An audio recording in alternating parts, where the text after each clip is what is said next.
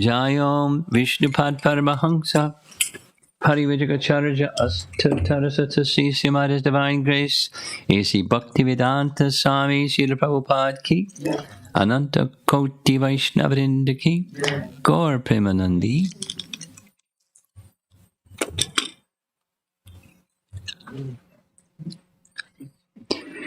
Om Namo Bhagavate Vasudevaya. Om Namo Bhagavate Vasudevaya. Om Namo Bhagavate Vasudevaya.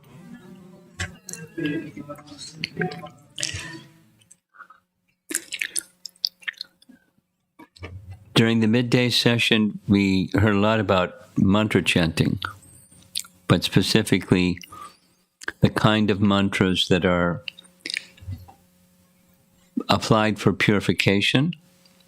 The Gopis, after rescuing Krishna from the chest of Putana, Mother Yashoda and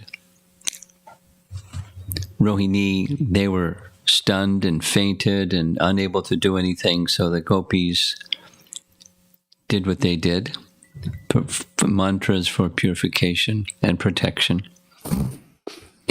following procedures that are known by, not so much by people today, but Vedic culture people understood, and they did all those rituals.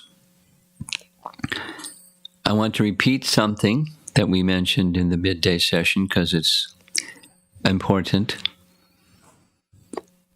It came out of somebody's, during the question and answer session, an observation. And the observation goes like this.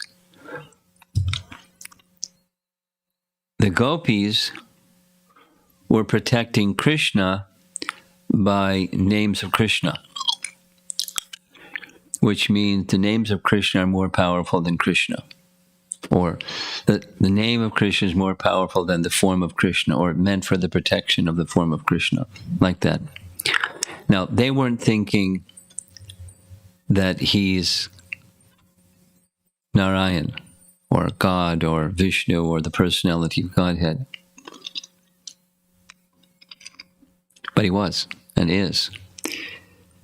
So the poet Hari Suri expressed like this, specific to this verse, this section. More powerful than you is your holy name, because when it comes to protecting you, the Gopis did not use any other technique, but used your holy name in protecting you. So there's the name, and there's the form. And the name is more powerful. In the verse that we referred to from Rupa Goswami, it's Namastika, verse number 6. There are these two terms, similar, Vacham and Vachakam. So, Vacham, that's the name, that which is spoken, Vacham. And Vachakam is that which is spoken about by that sound or by that name. I got it in reverse order. The Supreme Person described by the holy name and the sound vibration of the holy name. So, Vachakam. We know that the second form is more merciful than the first. Here's why. Even a person who commits many offenses to the first form may become always plunged into the ocean of bliss by serving the second with his voice. Is this okay?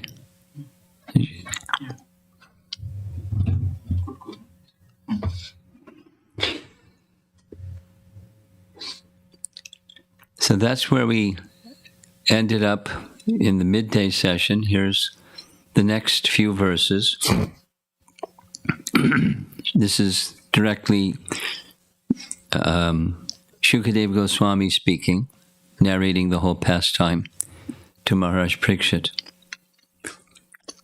The evil witches known as Dakinis, Yatudhanis, and Kushmandas. We don't want to run into them, whoever they are the greatest enemies of children. And the evil spirits like Bhutas, Pretas, Pishachas, Yakshas, Rakshasas, and Vidyakas, evil spirits, as well as witches like Kotara, Revati, Jeshta, Putana, and the Matrikas, are always ready to give trouble to the body, the life, the air, and the senses, causing loss of memory, madness, and bad dreams. Like the most experienced evil stars, they all create great disturbances, especially for children. But one can vanquish them simply by uttering Lord Vishnu's name. For when Lord Vishnu's name resounds, all of them become afraid and go away. Now maybe it's appropriate to tell some Prabhupada stories about Hare Krishna temples that were purchased at a low price because nobody wanted them, because they were haunted. You want to hear some of those stories? There's one even that goes back as far as Bhakti Siddhanta. You know that one? The Bhakti Siddhanta story about a ghost? One of their properties was purchased at a very low price because there was a ghost. And the brahmacharis were afraid, and they wanted to leave because in the middle of the night, a hand would come reaching through the window. And so Bhakti Siddhanta heard, he went to visit the place. And something, it's a longer description, but someone was with him, and they, sure enough, the hand came reaching through the window, and Bhakti Siddhanta fearlessly turned and just called the holy name very loudly, and the hand went away. And then the hand came again, and he very loudly chanted the holy name, and the hand went away. So ghosts are chased. They can't stay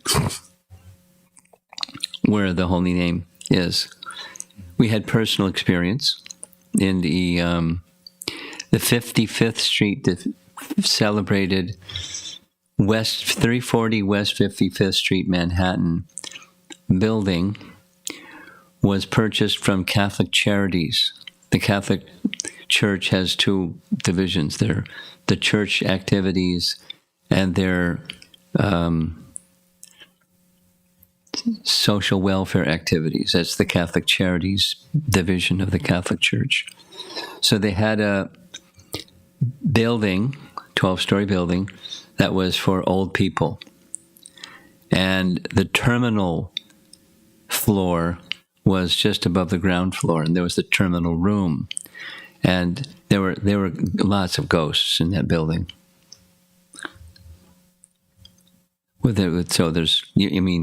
There were many circumstances where devotees saw the ghosts, because they would come, but they would always leave when we chant. They didn't leave the building, they just left the devotees alone. So we finally, had a big kirtan, went through the whole building, and incense and, frankincense and kirtan and banging of gongs and drums and kartals. And it helped. They didn't completely abandon the building. There was also some description, I forget the detail, something with John Lennon's estate. Familiar with that story? Sachi Kumar, you know the story? When they were visiting the devotees were invited to visit, and there was a problem where the devotees were staying, a ghost. And then, so they didn't, Prabhupada said, don't leave, just go and have extended kirtan, the ghost will leave you alone. And that's what happened. Something like that. Something like that. Probably the Lila Amrita would narrate it differently, what to speak of Shamsundar and the people that were actually there. But something like that.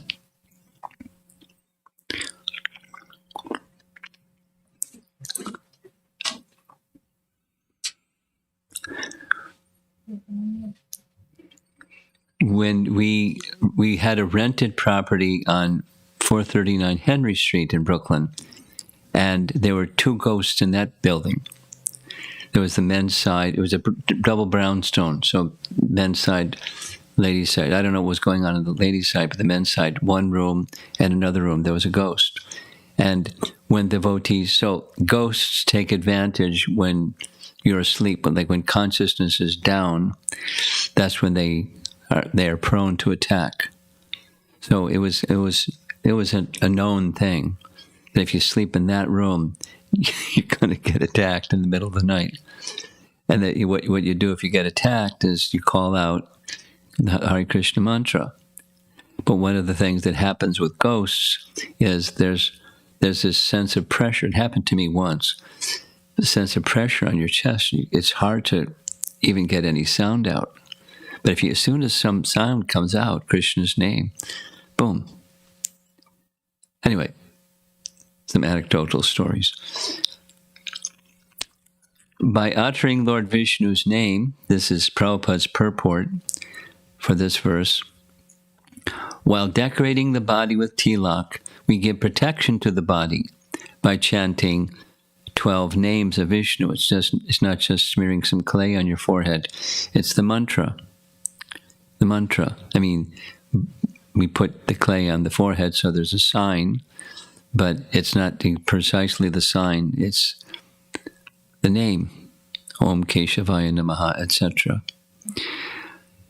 Although Govinda, or Lord Vishnu, is one, he has different names and forms with which to act differently.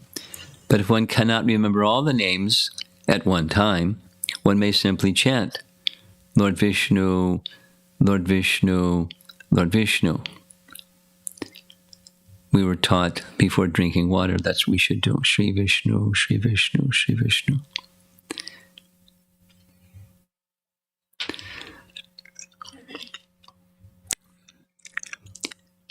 Tilak is for protection.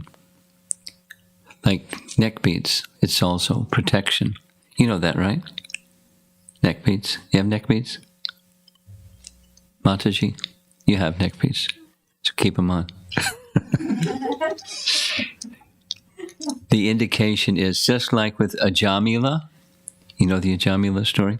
So Ajamila, Yamaraj told the Yamadutas, if anyone is a Vaishnav, leave them alone. Don't touch them. Don't go near them. And if you're wearing Kuntimala, that's one of the signs. If you're wearing Tilak, that's another sign. Of course, it's the mantra. It's not just the wearing something. It's protection.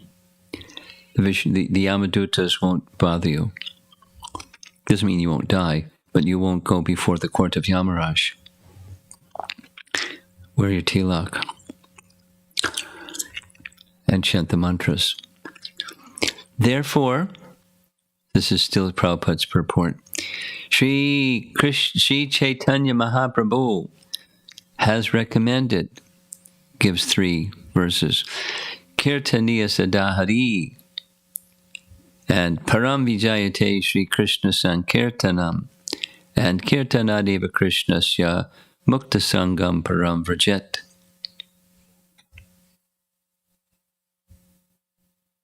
Nice painting, Lord Chaitanya, ecstatically enjoying kirtan with the devotees. Here's Jiva Goswami's commentary on these verses. Here's the same list of personalities. Dakinis, Yatu Dhanis, Kushmandas. Here's a different one.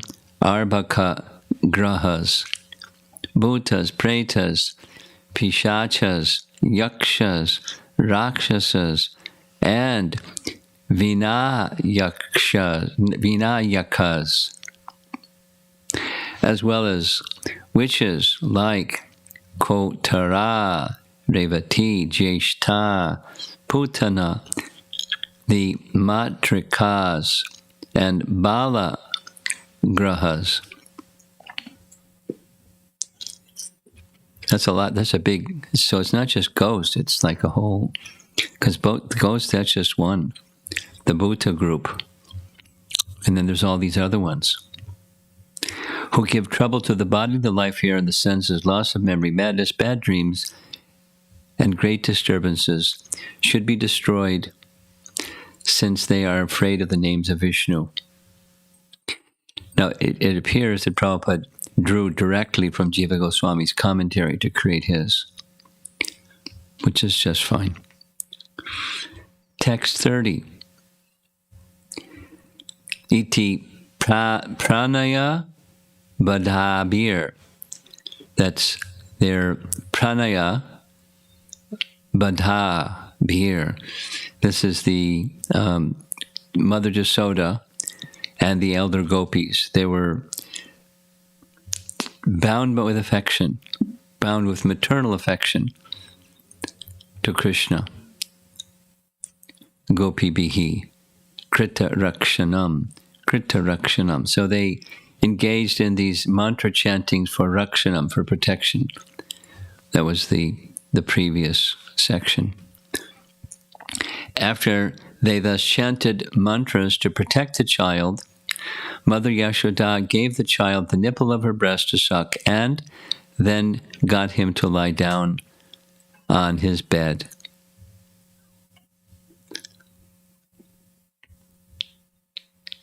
Commentary by Vishwanath.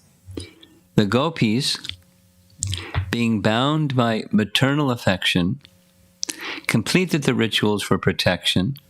After offering her breast to Krishna and seeing him happily sucking her milk, Yashoda could understand that Krishna was in good health. Then she lay Krishna down to sleep. Now apparently, because commentary speaks like this was a way to see if the child is okay. Now I don't know if mothers today do like that, but mothers then did like that. And very nice painting.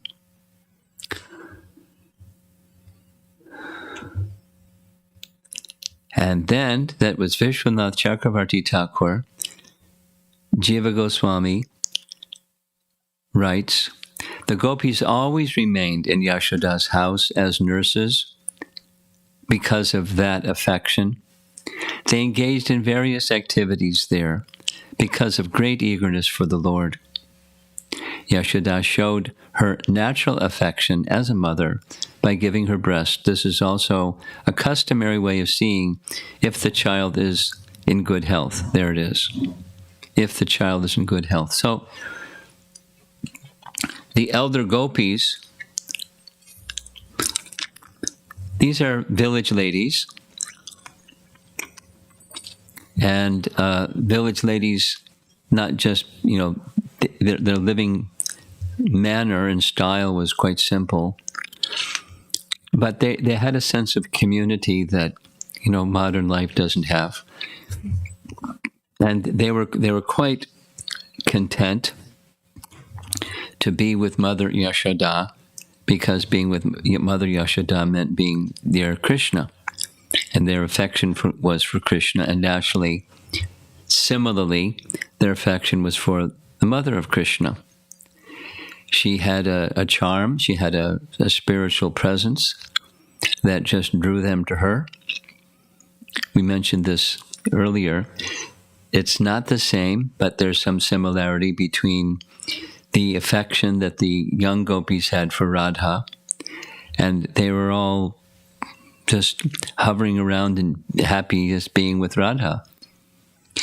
And when you visit Vrindavan, let's see if the pandemic situation permits, going to Vrindavan in the next Kartik. And if we do, one of the places we'll most likely go is Varsana. And Varsana,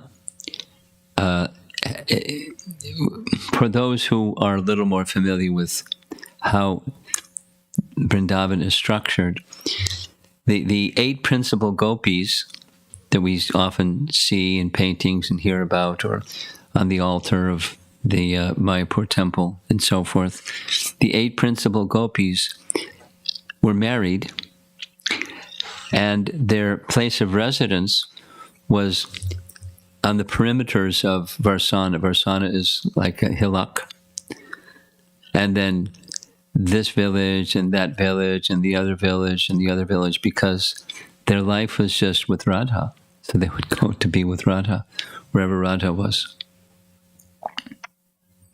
Although when they were married, Radha was also so-called married to Abhimanyu, and that wasn't at Varsana. Nonetheless, they were always with her. Always. They were very dear to her. She was very dear to them. They were always together. They're not just like good friends. They're transcendental. They're expansions of her. And their happiness is her happiness. And her happiness is Krishna, so their happiness is the rendezvous with Radha and Krishna, and all of the activities they would do together to enhance those loving exchanges, even when they would sometimes do things that were seemingly contrary. They would say bad things about Krishna and so on. But it was out of love for him, and it brought him more happiness than the obedient young gopis, the ones that weren't like that. And similarly, the elder, like this painting, the elder gopis, they would sometimes say things to Mother Yashoda that was teasing her or making fun of her or scolding her and, criticizing how Krishna behaves. And you have to do something because we're not his mother, we can't. But their focus is entirely on Krishna.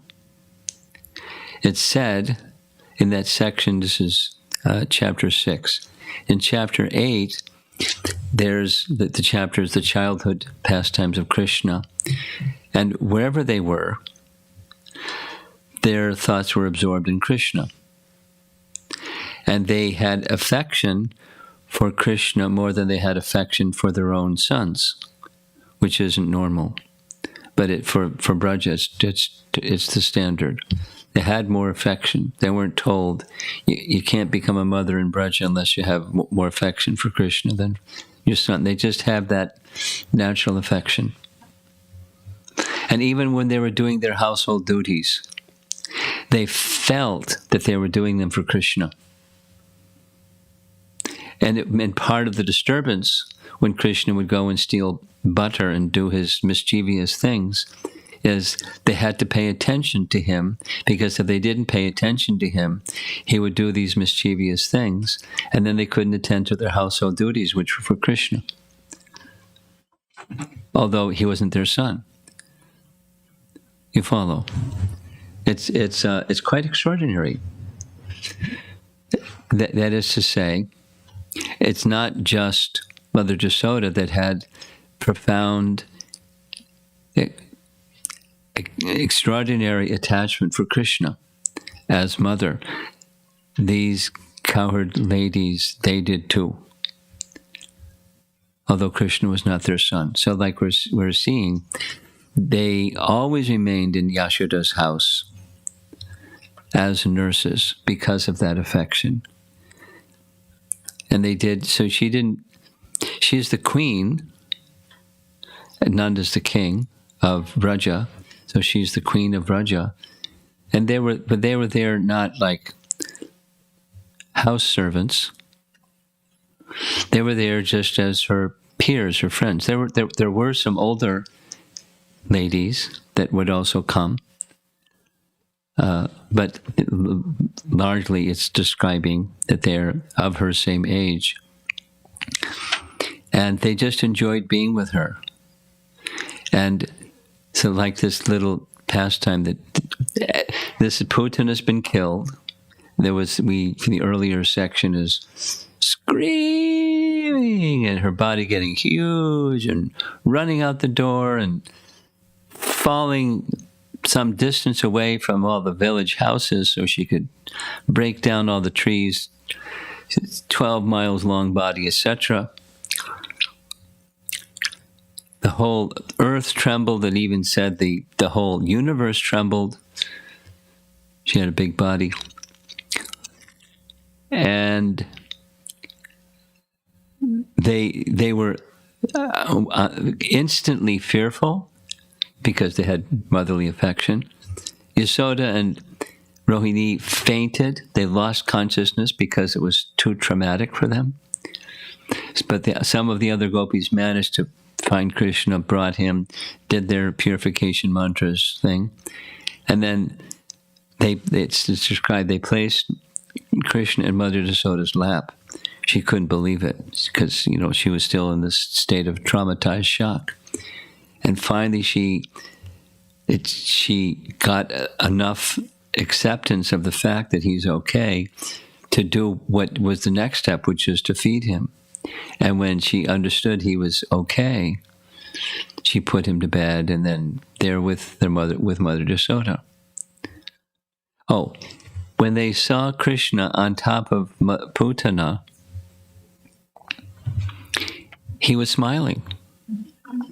And little baby, he was moving his arms and his little legs like he was dancing, although he was lying on his back. And when they saw him very happy, and just seeing him, they also became happy. Their fear and the whole mood changed just seeing him in this happy state. Not only that he's okay, but he's exuding happiness, and they became happy.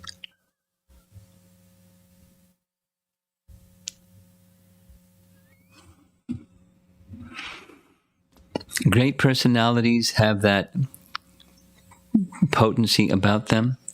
It's a little Prabhupada story. I wasn't in the room. Yeah, I'll tell one story where I was, and one story where I wasn't. I've told this story many times. When we were living in the Henry Street Temple in Brooklyn, that is, there was a 26 Second Avenue storefront. That was where it started. And then they outgrew it. So they got across the street and up 2nd Avenue a little bit, 61 2nd Avenue. Across the street and up a little bit. And it was a loft. It wasn't a ground floor storefront. And the move from there was to a rented place in Brooklyn, two brownstone buildings.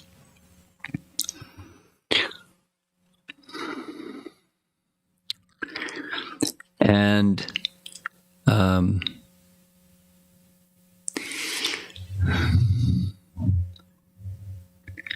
going to tell you a Prabhupada story about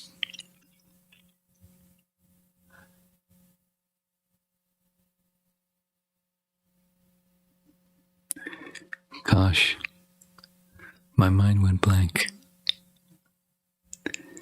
Somebody refresh my memory. What was the story going to be about? How great personalities have. Thank you. Thank you. So at that time, there was no BBT. There was one entity. It was ISKCON. There wasn't even different ISKCONs. There was one ISKCON. ISKCON Inc. that Prabhupada established. And ISKCON Press was under the banner of ISKCON Inc. And when we moved to Brooklyn, the whole ISKCON Press moved from, which was previously in Boston, to New York. And they rented a kind of a warehouse space to do their ISKCON press work. Everything for book publication. And when Prabhupada would come, one of the afternoon darshans with Prabhupada was the artists who spent the whole year working very hard, every day, preparing paintings for Prabhupada's books. There was this day where, good weather, they brought the paintings from that, it was called Tiffany Place. It was a nice sounding name, but it wasn't, it was just a warehouse. So we brought all the paintings. I was the temple commander during this particular Prabhupada visit, so I had the privilege of bringing one of the paintings into Prabhupada's rooms. And the room was packed. There's like devotees all over the place. And he was one by one. He was just lovingly reciprocating with each devotee. They would hold up the paintings and explain the paintings. And Prabhupada would remark about something with the painting or tease the person or say something. Just, loving interaction. And the room was filled with joy. Very, very, very, this floating and joyful, loving exchange. And I was sitting kind of like as close as where you are. And I noticed that right on the corner of Prabhupada's large desk was a little buzzer. And I found out nearby, because he went like this, the buzzer meant it rang a bell inside where his servants' quarters were. And that was his signal for the servant to come. And right in the middle of this very joyful, floating and happiness, loving interaction with everybody, the servant came in. And as he was paying obeisances, Prabhupada's voice thundered. And I was so shocked, I don't remember what he said. I just kind of blanked out. And then the devotees mumbled something and left the room. And as soon as he left the room, it was back to joyful. I didn't know what happened, but I was happy it was joyful again. And I found out later that devotee was having some spiritual difficulty without identifying what the difficulty was. And Prabhupada wanted to chastise him, to shake him, wake him, to get him back to being a nice devotee again, because he had drifted. He had entered into some sensual weakness episode in his life, and Prabhupada was rescuing him. The point is, whatever his mood was it just carried everybody in the room. And his mood changed, and it carried everybody in the room. And his mood went back, and it carried everybody in the room. And during one visit, Rupanuga Prabhu, who was the GBC at that time, told a similar story. Prabhupada was telling one of those jokes in Bengali, jokes that nobody understood. But he was laughing with such laughter that everybody in the room was laughing, although they didn't understand the joke. He explained the joke, but they didn't get it. And he was just, his joyfulness carried everybody. And then same, in a moment, he got very stern about something. I don't recall what that something was. And the mood just completely changed. I mean, part of it was our affection for Prabhupada, but another part of it was he just had a Shakti that moved everybody that had some connection with him for sure. And even people that didn't. I could go on with other Prabhupada stories. He had the capacity to take many people who were challenging and inimical, and make them into pussycats just by his association. Now, I'm saying all this because here's Mother Yashoda. And she's not Krishna, but she's Krishna's eternal mother. And she had that capacity also. So not just she was a charismatic leader, she was Shakti Tattva. She wasn't a living entity like us. She's Krishna's mother eternally, expanded directly from Krishna's potencies to perform that function. There's a particular section in one of the Acharya's commentaries that says she is an expansion of the Hladini Shakti. Now everybody got into, whoa, Radharani's Hladini Shakti and what's going on here. She's not we're living entities. Jiva Tattva. She's Shakti Tattva. As is Durga, is Shakti Tattva. Radharani is Shakti Tattva. Mother Yashoda is Shakti Tattva. All the Gopis are Shakti Tattvas. They're expansions of Radha. But the particular function of Yashoda is as mother, and so she has this attractiveness about her. And those who were in the spiritual world and in Krishna's manifest pastimes as well, she has a particular function. She's nourishing their Vatsalya Rasa. She's an instrument of Krishna to help nourish their Vatsalya Rasa. And they're feeling very nourished. And yet at the same time, she has a very special function. She's the one that feeds Krishna, especially in this circumstance when he's just had a calamity. Now, they're nurses, and they may also have some affection and wish to feed Krishna. But in this case, it's Mother Yashoda. To see the final test. We did all the purification rituals. Is he okay? Okay, he accepted milk and went to sleep. He's okay. And they're just with her, enjoying parental affection, or Vatsalya Rasa. And now I'm going to read a small section. There's this slide that says I'm supposed to read something.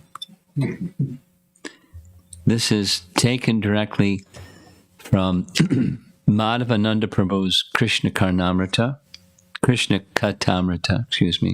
Kata Amrita. It's a publication he puts out periodically. And this most recent one was about Putana. I'm just going to read some cut and paste from a short section. After they chanted mantras to protect the child, he's taking from commentaries. After they chanted mantras to protect the child, Mother Yashoda gave the child the nipple of her breast to suck and then got him to lie down in bed. Prabhupada writes, when a baby drinks milk from the breast of his mother, this is a good sign of health. So, the elderly gopis were not satisfied with chanting mantras to give protection to Krishna, semicolon. They also tested whether their child's health was in order. Now, they are possessive. He's not their child, but they think of him as their child. That's their love. When the child sucked the breast of Yashoda, this confirmed that he was healthy, and when the gopis were fully satisfied, they had the child lie down on his bed. One may ask, why Krishna didn't manifest a huge form the size of Putana's to fight with her? In the purport of the Bhagavatam 2.7.27, this is a section where avatars of the Lord are described in that whole chapter 7. And in that particular text 27, Srila Prabhupada explains in his purport, Lord Krishna did not need to expand himself to the length of the she-demon, Putana, although he was quite competent to extend himself more than 6 miles long, In his Vamana incarnation, he posed himself as a dwarf Brahmana, but when he took possession of his land, promised by Bali Maharaj, he expanded his footstep to the top of the universe, extending over thousands and millions of miles. So, it was not very difficult for Krishna to perform a miracle by extending 6 miles to cope with the she-demon Putana.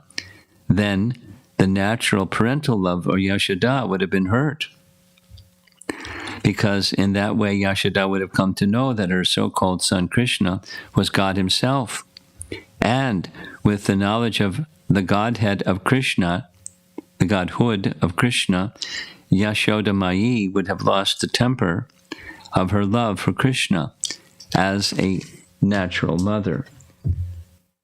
Now that's Prabhupada's writing, that Krishna did all kinds of things that could have challenged Mother Yashoda's sense of, is Krishna God or not? Like showing the universe within his mouth, which happened twice.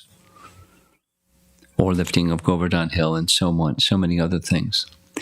He displayed his, using Prabhupada's word here, his godhood or his opulences.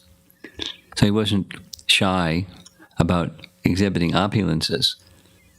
But, you know, if his body became 6 miles long, that's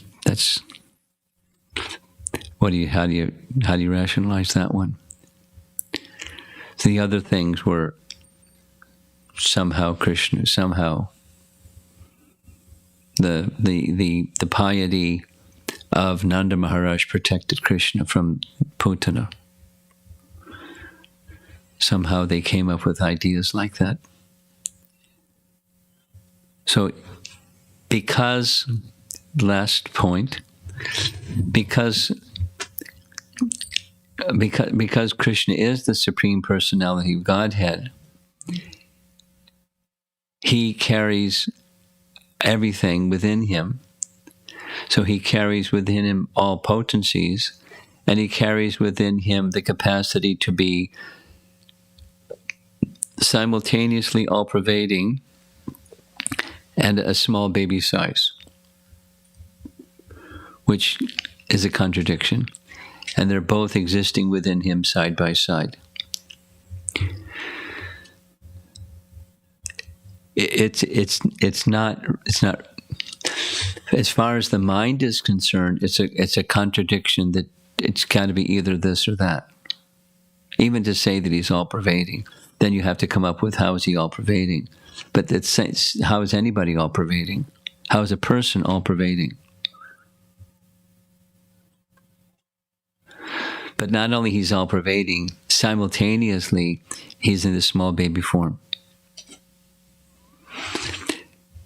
Which means there's dimension. He's not unlimitedly tall. He has a certain height, certain breadth, certain length of his arms. There's limits. So how you can have all-pervading with something that's limited?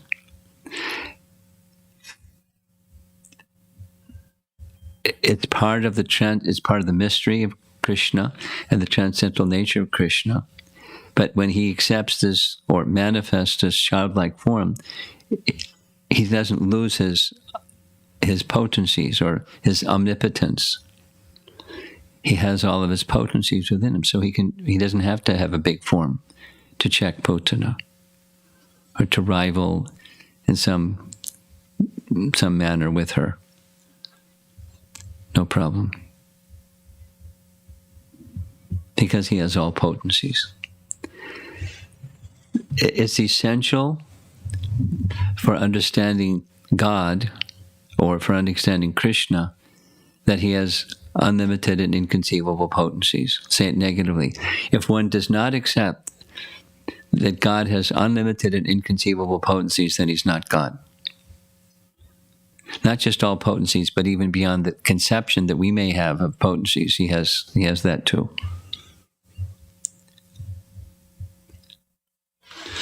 Just like, I'm going to shut this down, okay? Just like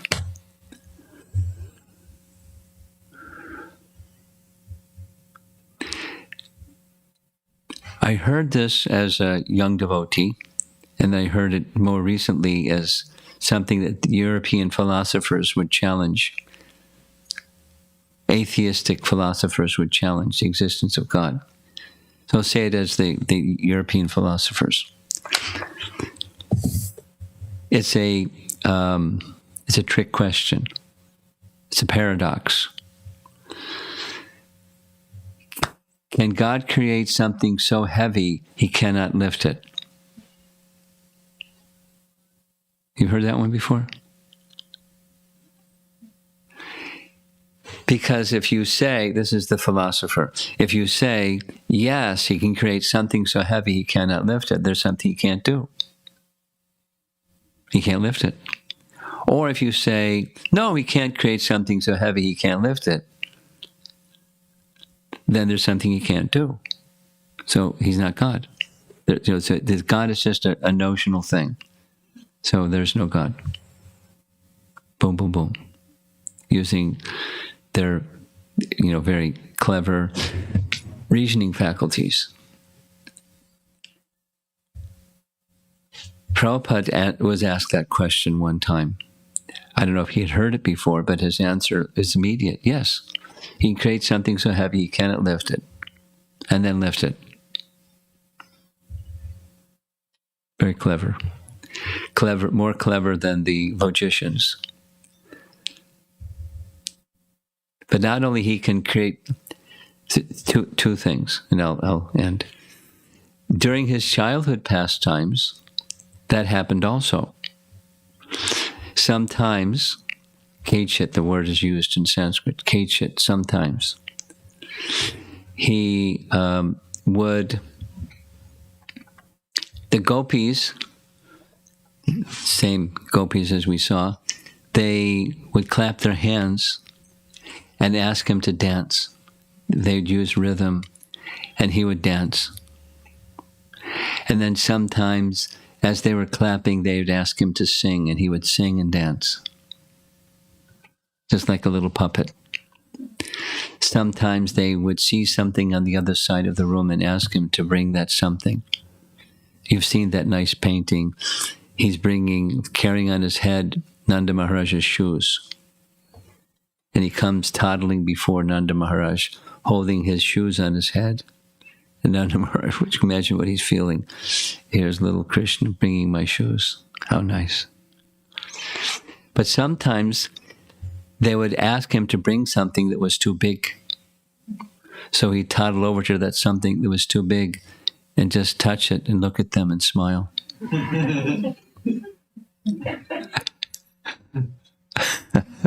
And then he'd go lift Govardhan Hill. And then, the Bhagavatam answer to that question, not only he can create something so big and heavy that he can't lift and then lift it, when it comes to the Mandara mountain and the churning of the milk ocean, he's holding up the mountain and he's sitting on top of the mountain at the same time. So there.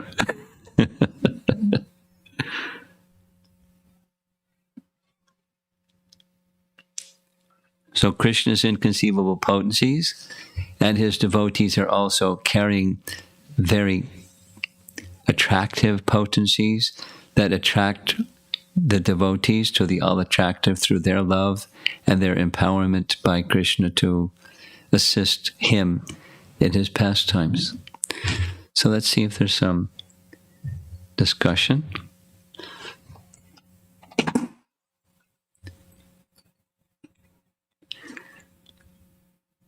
We've been blessed, that I feel we've been blessed by the number of devotees that are listening remotely, and they have lots of questions. But it's nice to have the people who are assembled here have the opportunity to ask questions first. So you're in the hot seat, everybody. See if you have some questions.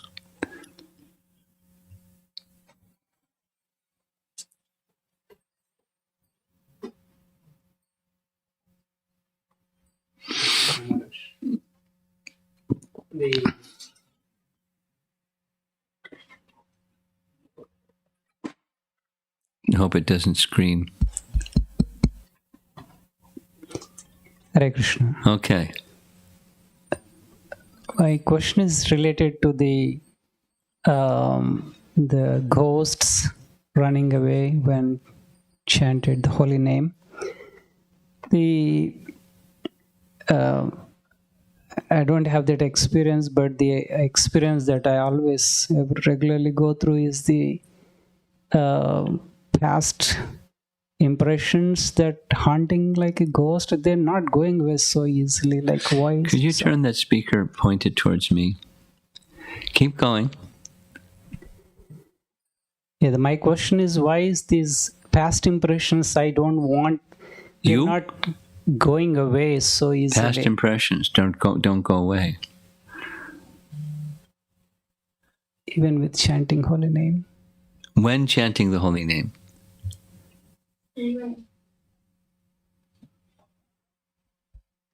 Well, it can be different reasons. Could be very, very deep. Could be that you're holding on to them, although you don't want them. You're holding on to them.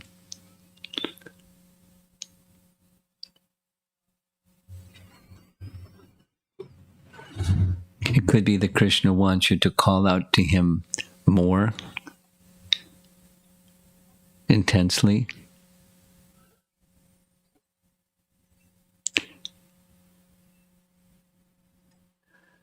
So supposing you had the answer, you had maybe there's a list of 5 more, and there's a menu of 8 options, and you knew which one of the 8 it was. Then what? You're in the same position whether you knew or you didn't know. Why the past impressions? So, what to do? You tangsta tiksha swabharata, you tolerate and you redirect attention to the means of elevation and purification.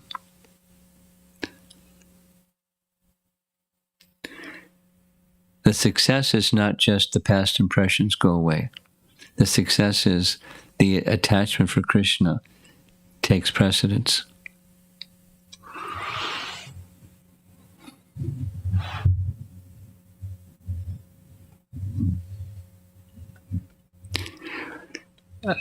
Some years ago, maybe, 30 years ago, I had a discussion with Bhaktirupa about Jamunacharya's verse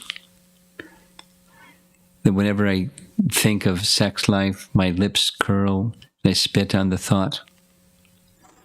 So we were arguing. I was saying, he's a fully transcendental, liberated soul. He doesn't have such thoughts. And Bhaktirupa was saying he has such thoughts. He spits on them.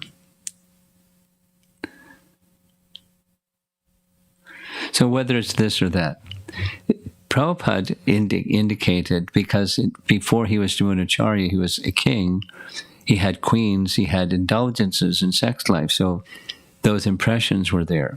So impressions may be strong, although he's Jamunacharya, not Shankadari Das, and past impressions are there.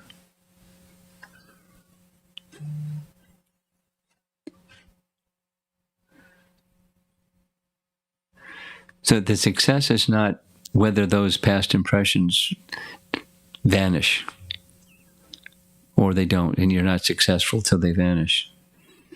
Whether they vanish or they don't vanish, you have the same assignment. Bring the mind to Krishna. So you don't invest consciousness in the bad impression. You're paying a price for use of free will in the matter of the temporary, whatever that impression may be.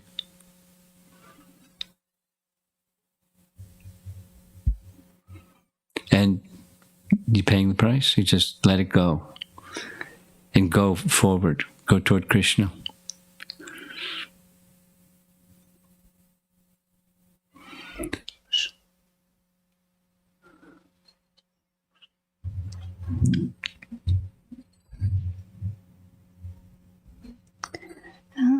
Guru Maharaj, I'm able to. I was thinking, like, now when you're explaining about Prabhupada stories, according to the mood of Prabhupada, everybody used to, carried away by that mood. Yes. Yeah. I also notice this, when I'm around with some senior devotees, it just according to their mood. I also feel that it Okay. affects me. But sometimes it so happens that is it that something that I've done, because I'm not all perfect, that is making them reciprocate in that way? No. You're not the cause of all causes.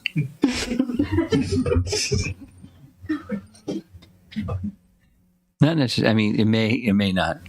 It may be something totally apart from where you're coming from, and they're experiencing something because of where they're coming from. So you can't put those two things together.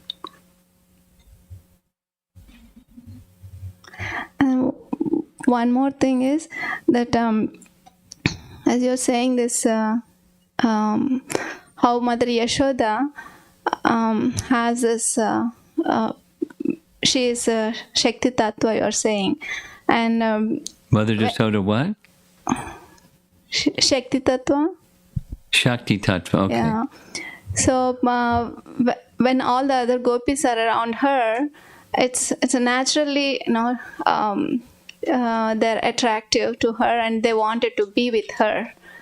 So I just wanting to understand that, is it the qualities that she exhibits, or how is it? How is it? It can be many things. We're all very different, and some may be attracted to this and that and the other thing. She's acting as a mother of the Supreme Personality of Godhead, who is the object of attraction and attachment for all of them. So she's like the magnet, and they're like iron filings that drawn to the magnet. And Krishna's, has magnetized her. He's the super magnet. So what someone is attracted to and how and why, and it can be very, very different. Just like those who are attracted to Krishna can be very, extremely variegated.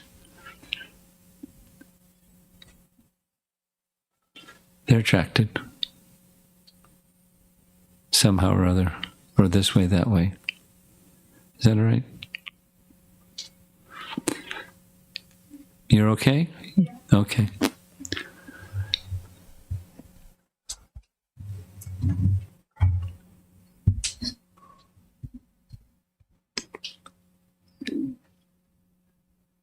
Okay, we'll go to online. Do we have online questions?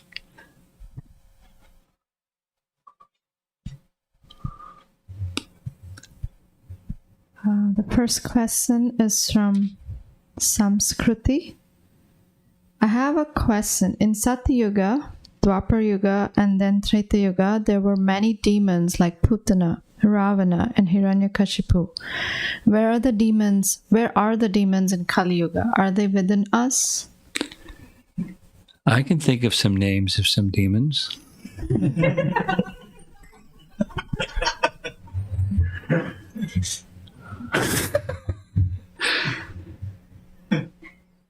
Read the papers, you'll find many demons. They're small compared to Ravana and Hiranyakashipu, but they're all over the place. They're all over the place. The standard that Prabhupada would speak again and again and again from Bhagavad Gita is on one principle. Do you accept Krishna as the Supreme Personality of Godhead? No. Demon. It's a verse of Bhagavad Gita. Namam duskritana mudha prapadyante naradama maya pratigyana asrim bhavamashacha. From that verse, it was one of his favorite messages. It's not me, it's Krishna saying, this is the standard.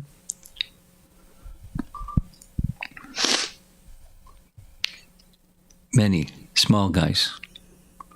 And there's some, medium, or, a little bit bigger than small, but nothing like these really super big ones. Kathamrita Mataji from Nepal. Hare Krishna Guru Maharaj, with respect to ghosts, how do we understand that the abode of the ghosts and pishachas is Bhuvar Loka, which is above our Bhur Loka?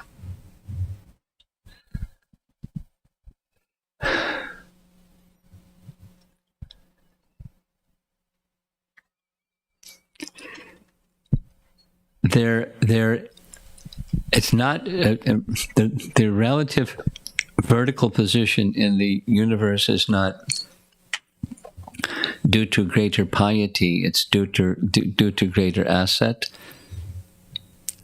They don't have a gross body, and they have powers that those in gross bodies don't have, and so forth. It's. I remember having this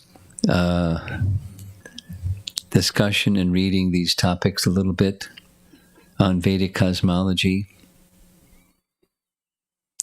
And it's not super clear, but there's something along those lines.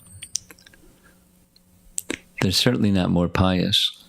Ghosts are not more pious, but where they have facilities that embodied beings in the earthly realm don't have. So largely that's actually the explanation as I remember it. The next question is from Giridhar. Hare Krishna Guru Maharaj, we hear the pastime where Nanda Maharaj was in trouble with the snake swallowing him. Do we have any pastimes in Bhagavatam where Mother Yashoda was in trouble and Krishna saved her?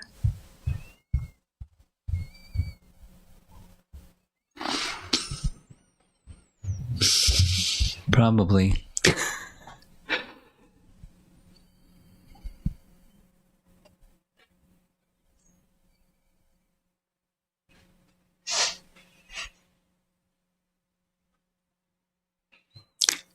None are coming to mind at the moment. Anyone in the room can think of an example of what's being asked? He was the protector of everybody. Govardhan Hill. The whole of Vrindavan was being inundated it was flooded with water. And they and their cows and everything were at risk. So Mother Yashoda included. It's from Danishta Mataji. Srila Bhaktisiddhanta writes in his letter, The True Nature of the Holy Name, as our contaminations are removed by chanting, the Lord's form, qualities, and pastimes will be revealed to us in the Holy Name. Only the Holy Name reveals the spiritual activities of the living being and then causes him to be attracted to Krishna's pastimes. That was the quote. In trying to reconcile the differences in the details of the Acharya's revelations of Krishna's pastimes, is it proper to assume that this is the way the pastime was revealed to them through their own individual chanting? Thank you. Yes. She can look... I've been quoting this a lot because it seems, from reading commentaries where there's different views on things. Brahma Samhita text 61. Yadrashi yadrashi shraddha siddhi bhavati tadrashi. Just like yavat and tavat, these are indicating the terms that indicating a metaphor. So yadrashi and tadrashi are like that, indicating a metaphor. Something known so we can better understand something unknown. So as one has faith, siddha bhavati. Bhaktisiddhanta's translation is a realization arises, or a realization comes according to faith. So their realizations are according to their faith. And is Krishna limited or unlimited? That's an easy one. So since Krishna is unlimited, the variegated realizations are just fine. And there's other references without going through further ones, but the answer to her question is yes.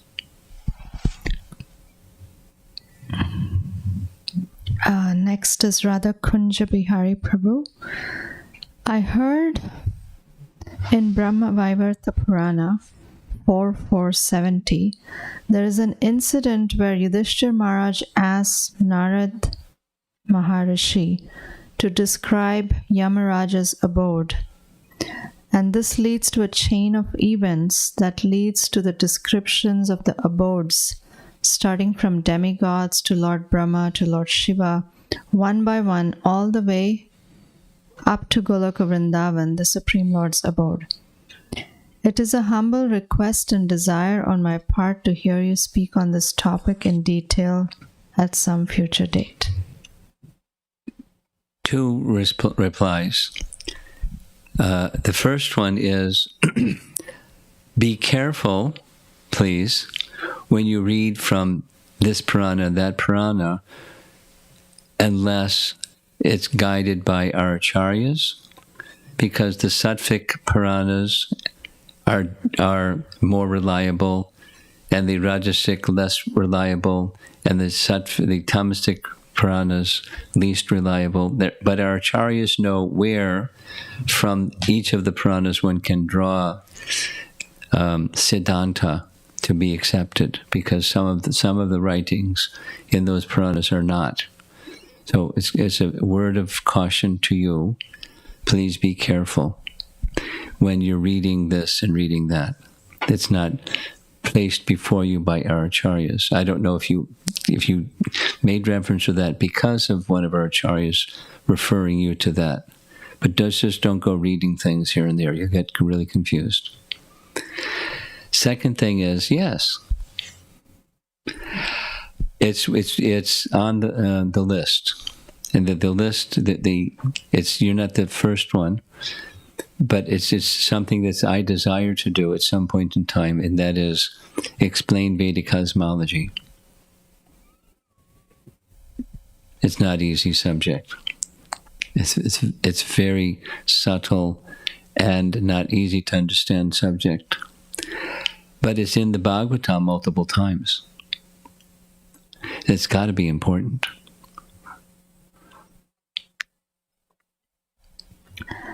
Sri Radhika is sharing an example of how Mother Yashoda was saved.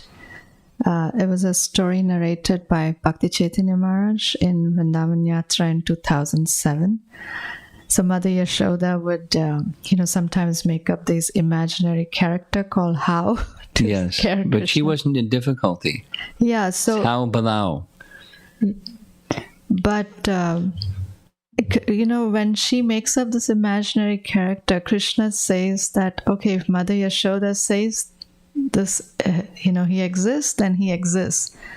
And so this How started coming to Mother Yashoda and, running after her. So she called out to Krishna and he saved her. Okay. Okay. Interesting. Atulya. From a Vaishnava song by Narottam Das Thakur, I have appreciated how the mood of acharyas is to take permission of Lalita and Vishaka to serve Radha and Krishna. Part 1. Other gopis serving Krishna by permission of or through Mother Yashoda would also be experiencing similar happiness as Mother Yashoda because Mother Yashoda is pure and hence transparent. Is my understanding correct? Well, they're also pure. There's not that they're not pure. They're also pure. But they have a regard for her that's natural. Their affection and affinity for her is natural. And when you're with people who have purity, you feel happy just being in the association with people who are pure. It's not that means therefore they were less than pure and became more pure. They're just, you feel happy being in the presence of people who are pure. Part 2, another clarification. Are they serving Mother Yashoda or Krishna through Mother Yashoda or both? Both. Part 3, for us the instruction is dasanudas, and because of transparent disciplic succession, could it be true that our services are also accepted by Krishna in the spiritual world? Oh yeah. Next question, Radhika Priya. Better make your offerings really nice, because Krishna is going to find out how carefully you invested bhakti in your offerings just by tasting. Next is Radhika Priya Mataji. I need clarification regarding Yamaraj told not to mess with the Vaishnavas to the Yamadutas. And you said that is why we have to wear the Kantimala and tilak on our forehead so that we are protected from the Yamadutas. Will this be applicable even to a neophyte devotee who just started practicing Krishna consciousness? Yes. And what is the position of such a devotee after death? They'll take another birth. And they'll take a human birth because they did some devotional service. And they'll get another opportunity in their next birth to continue that devotional service.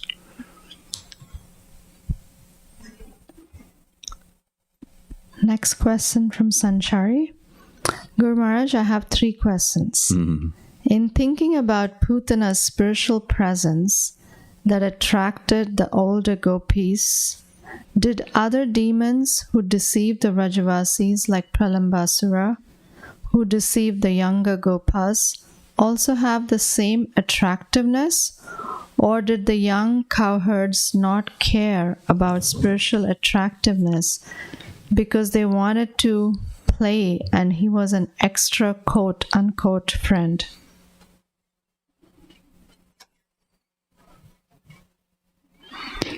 He looked just like everybody else. They didn't detect anything.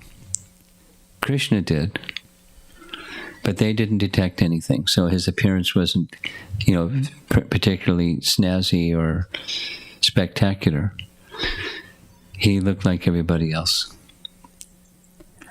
What was different about Putana deceiving the older Gopis and Pralambasura deceiving Krishna's cowherd boyfriends?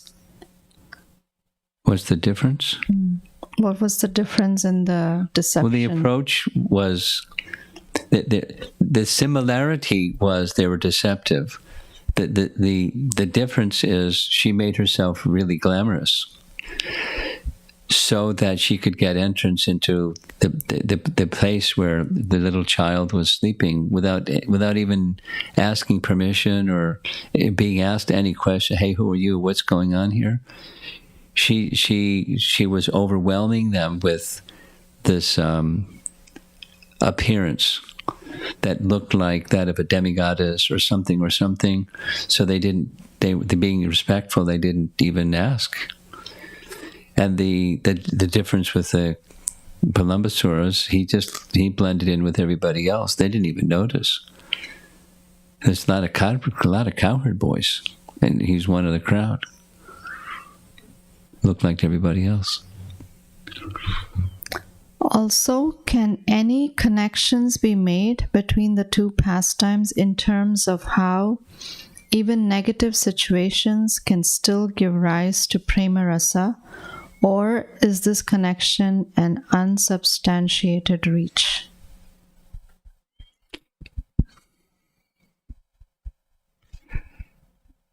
There may be some connection, but I don't see it.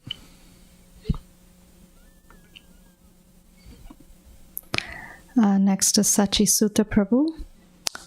Does Nanda Maharaj and Yashoda Mai know that Krishna was actually born to Devaki and exchanged? No. I heard that when Nanda Maharaj met Vasudev, he warned about the potential danger for Krishna. Does this secret ever reveal to Nanda Maharaj and Yashoda Mai? Was this secret ever revealed to Nanda Maharaj and Yashoda Mai? Yeah. On several occasions, and he just couldn't process it.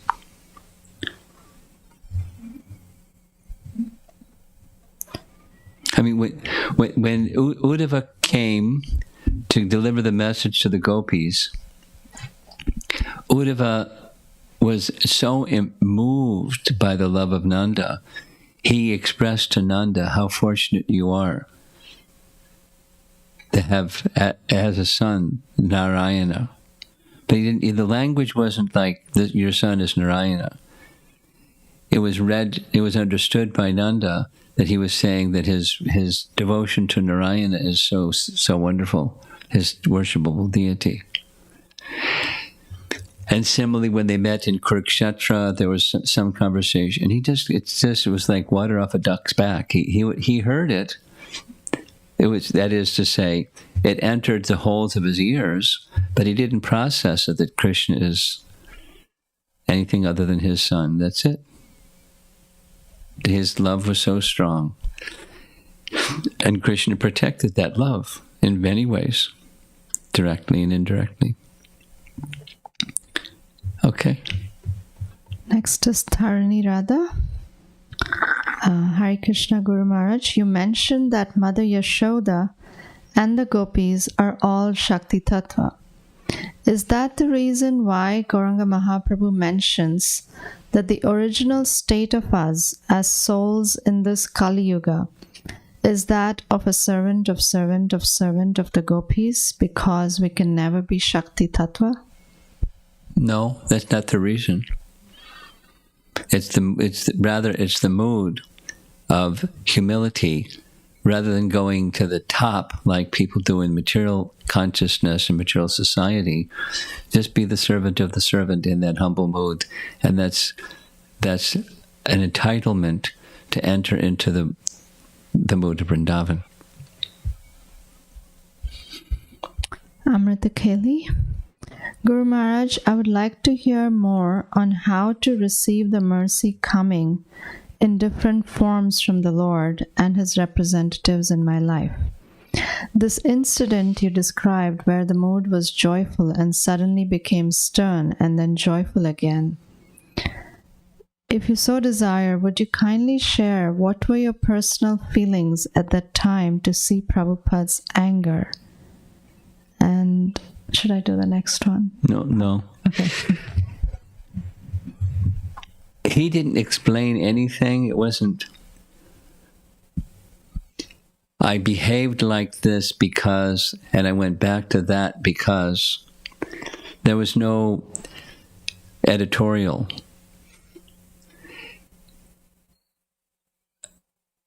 However, my processing, other people in the room may have processed in a different way, but my processing was, he was teaching, Prabhupada would do many things simultaneously with one thing, like Krishna. So one of the things that Prabhupada was doing was exhibiting for our edification transcendental anger. He was angry. The tone and the volume and everything, he was angry. But it wasn't angry at the person. I didn't know what was going on. There was whatever the purpose was, it was purposeful, and he wasn't. When we get angry, we're controlled by it. And you stay angry, like for some period of time, maybe for days. But when you're angry, you stay angry. Prabhupada didn't stay angry. He wasn't used by anger, he was using it for Krishna's service. That was how I processed it. It was like, wow.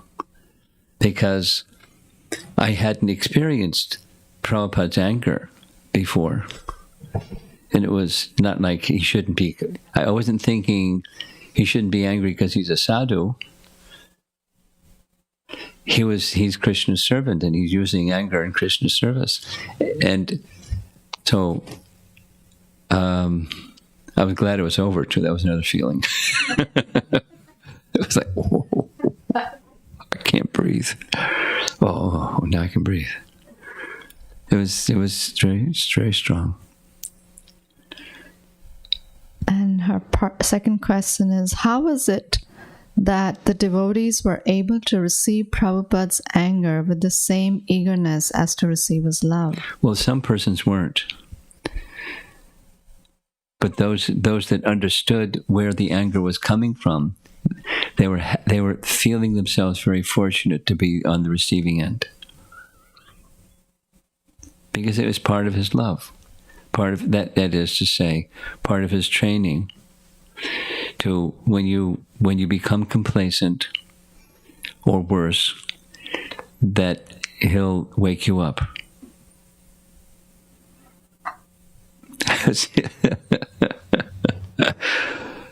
Listening to Prabhupada's Memories talk, where Tamal Krishna was speaking about his falling asleep in the car, and then he nodded with, he moved the body motion like when you're falling asleep. And Prabhupada, they were sitting next to each other. Wake up. And he said, Prabhupada, I'm not sleeping.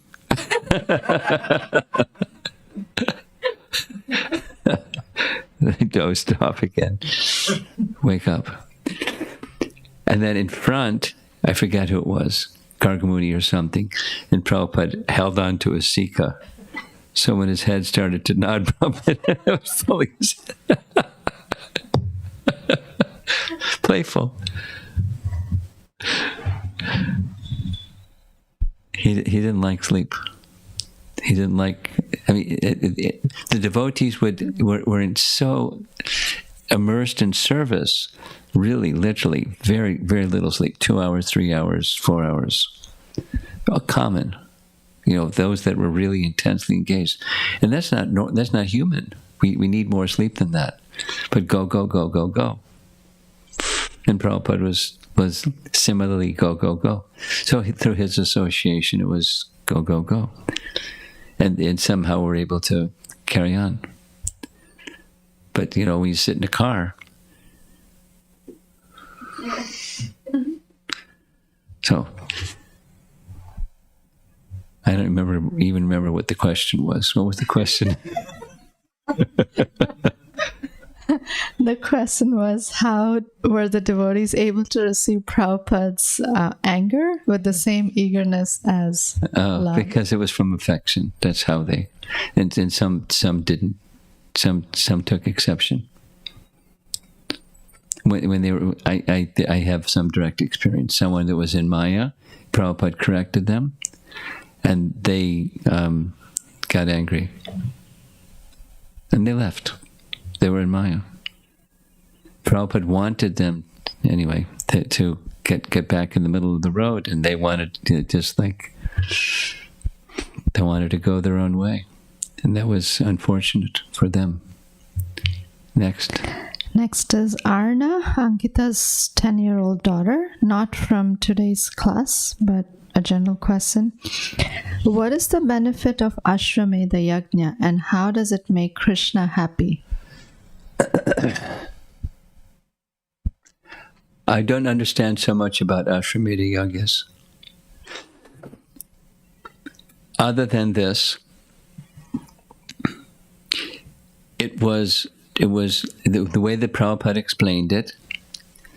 It was to test the efficacy of the brahmanas in mantra, to ignite the fire through mantra, and to give a new life to the animal, not kill the animal.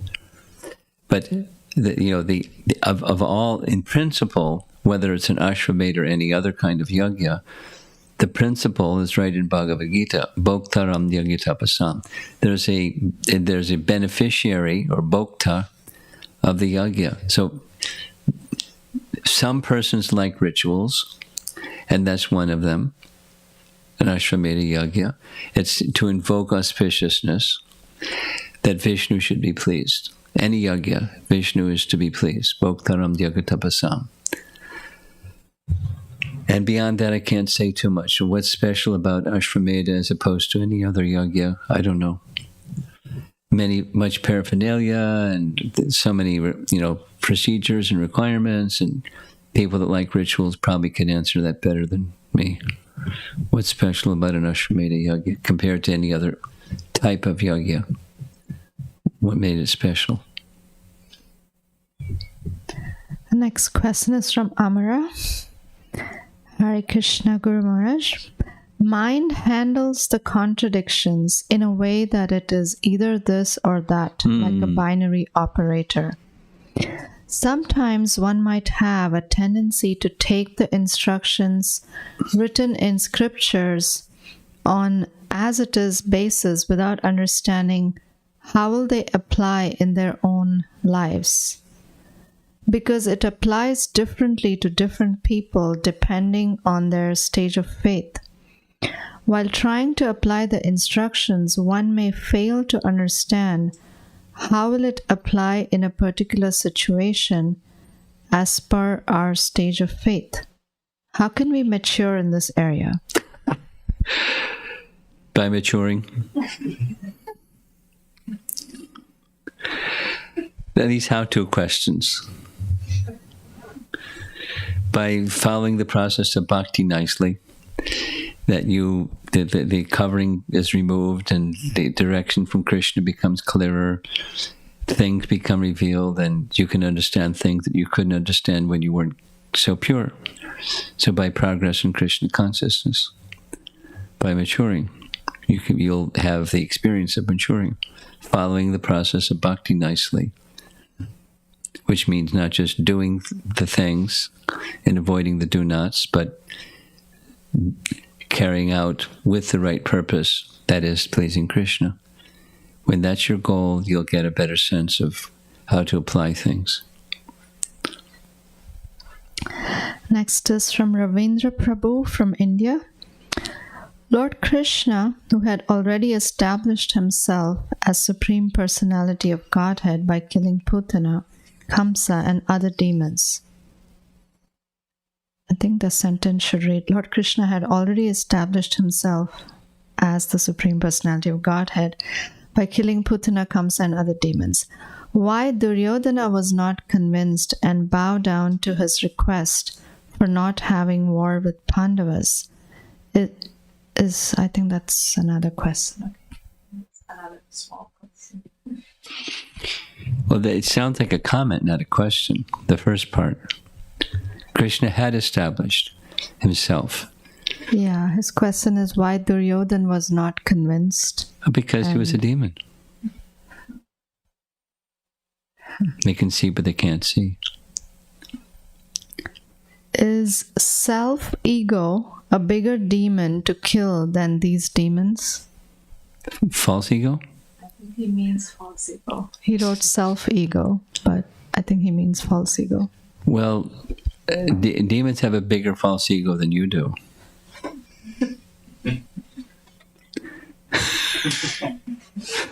Because they don't ask a question like that.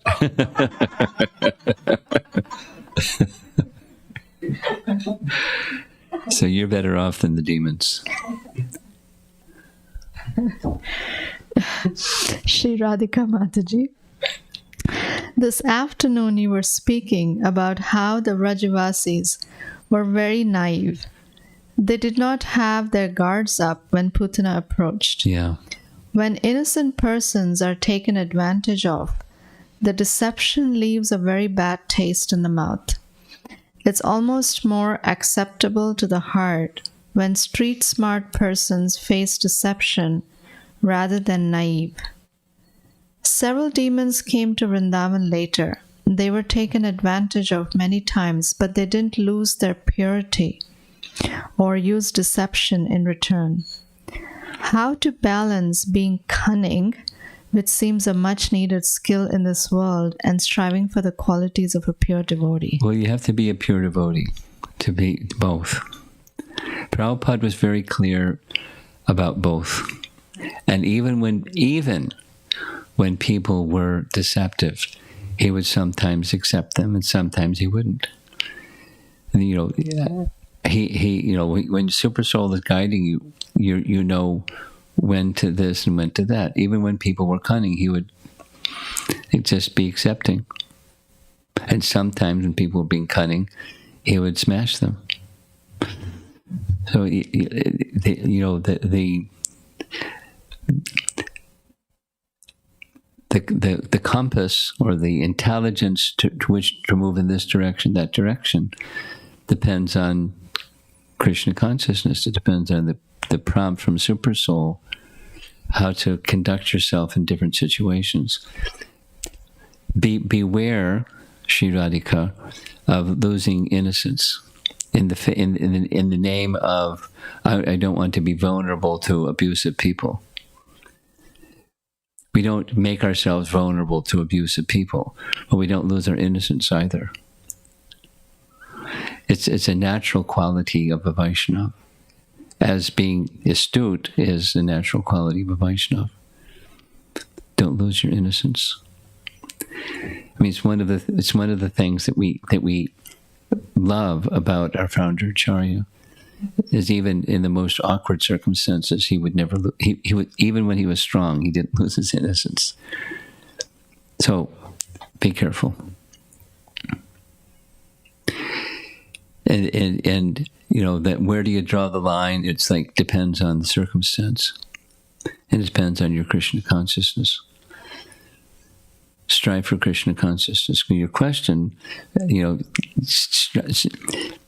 while we're striving to be Krishna conscious, how much effort should we be in being clever? We should be astute. And then you make choices based upon what's appropriate. Don't just be protective and forget that Krishna is your protector. And some persons who are being a little tricky, the Krishna factor is acting in their life too. I'm thinking specifically of, I recently viewed Tamal Krishna Maharaj's interview of the Memories series. And there was two different interviews. In one, the same incident was mentioned in both. There was a particular devotee who was coming around, without going into it too much. Tamal Krishna Maharaj recognized this person is not to be trusted. And Prabhupada continued to trust him.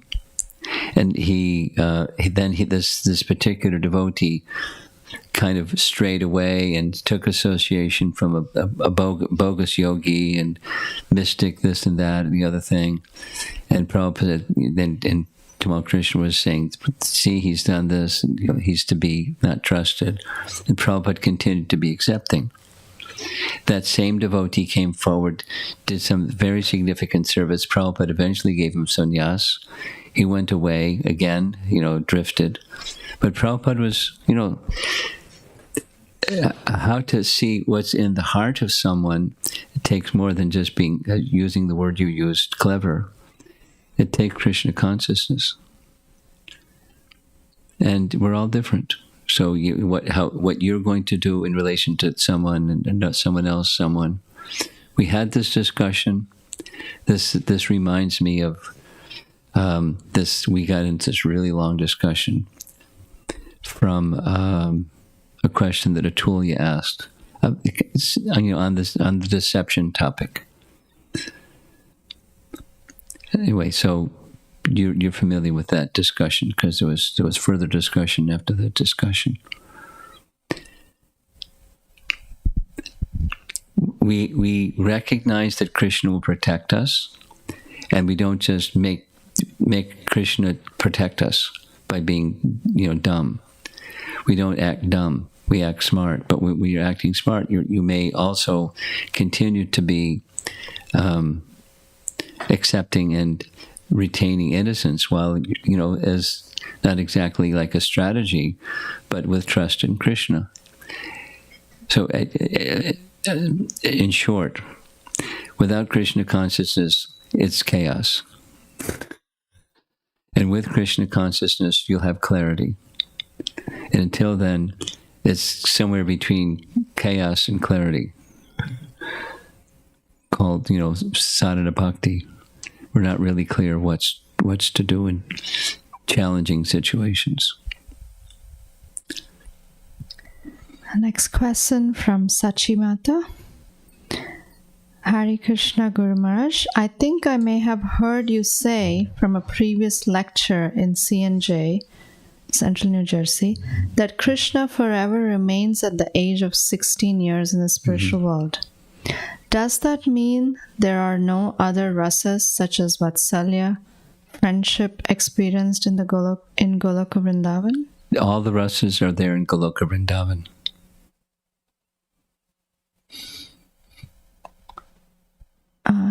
Ramaraga Prabhu. Hare Krishna Guru Maharaj, forgive me for asking an out-of-topic question. While contemplating on Srimad Bhagavatam, Canto 2, Chapter 8, questions from Parikshit Maharaj, for most of the questions, it seems that the answers were given in Bhagavad Gita also. Why then is Parikshit Maharaj asking the same question? One answer in purports is that Parikshit Maharaj wanted to make a philosophical foundation. Is there any other reason besides this? Sure. Undergraduate, graduate. What you learn in undergraduate school may be repeated in graduate school. And when you go to graduate school, what you learned in undergraduate school doesn't change, and you understand something further and further and further about what you learned in undergraduate school. The Bhagavatam is the graduate study of the undergraduate study. So the topics or the questions or the inquisitive spirit can go deeper and deeper and deeper, and there's no limit. So it's the graduate study. From Adi Shakti, in follow-up of your response to Sri Radhika Mataji's question, okay, I couldn't understand what innocence means here. Can you help me understand, Guru Maharaj? Well, a child is kind of like an emblem of innocence. And the innocent child is always protected by their protector. That is the meaning that I used, innocence. Don't lose that sense of the fact that you're always protected. Krishna will always protect you. And you don't need to, in all circumstances, have protective measures in front of you, because Krishna will protect you. You may have protective measures in front of you, and you use tools and so forth and so on. But even when you're doing that, don't lose track of your position of being the servant of Krishna, and ultimately it's Krishna who's protecting you, not you're protecting yourself because of your cleverness. Don't lose. That was the message. Don't lose your innocence. You're under Krishna's control, and everything is under Krishna's control. That's the innocence of a child. It doesn't mean the child goes running across the street because he's innocent. That you don't do foolish things and so forth. If somebody comes to attack, you don't. Anyway. I've given an answer. That's it. Anything else in the room? And otherwise we're going to call it an evening. I can see we have a question in the back there. Do we have the portable microphone? All the way back?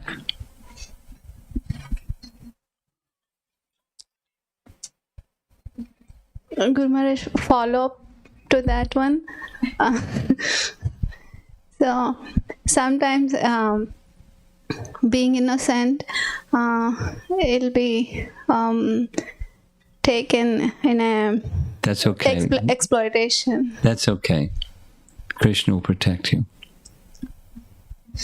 Don't lose it. I don't need to say it again. Innocence means you know that Krishna will protect you. A child, the most dangerous thing can happen, and they're screaming, wailing, and crying, and they're the hands of mother. And after a little while, it becomes normal, and then they're giggling again. Because they're protected. So that sense of being protected. You know, the world is a harsh place. Just because they're in the arms of their mother, it doesn't mean the world isn't a harsh place. But they have a protector. So if someone sees, oh, they're soft, I'll take advantage of them. And it does happen. It happens.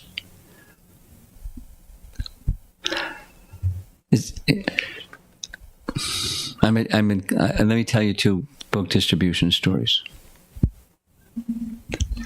One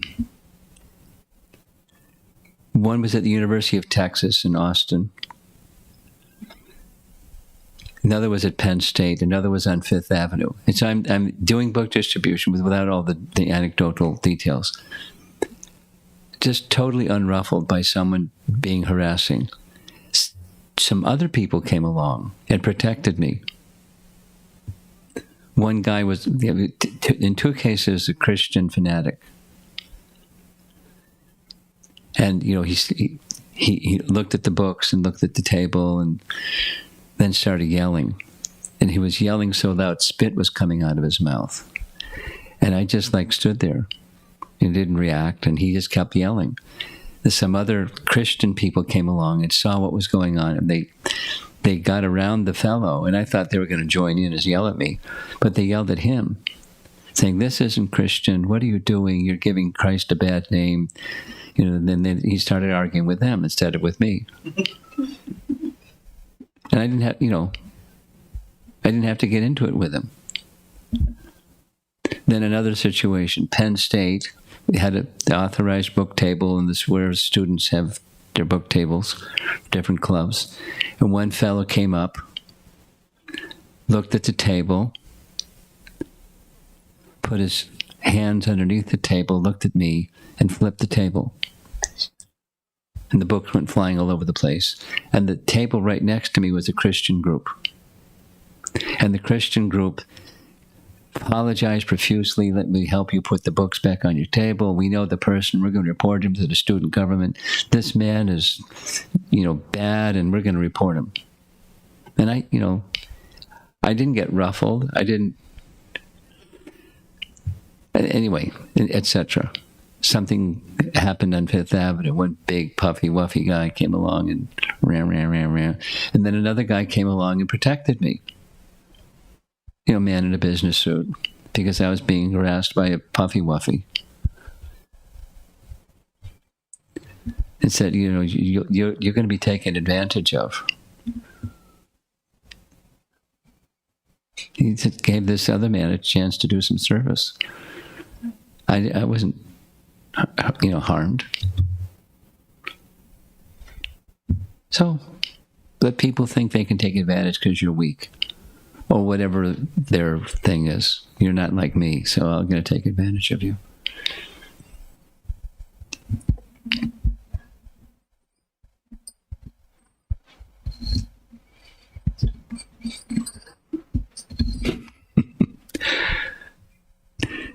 And put your mask back on. Okay, we're done. Yes? Anything back here? Okay. Prabhupada. Jack Bodikar. He says, Haribol Maharaj, thank you for your class. Okay. Prabhupada ki jai.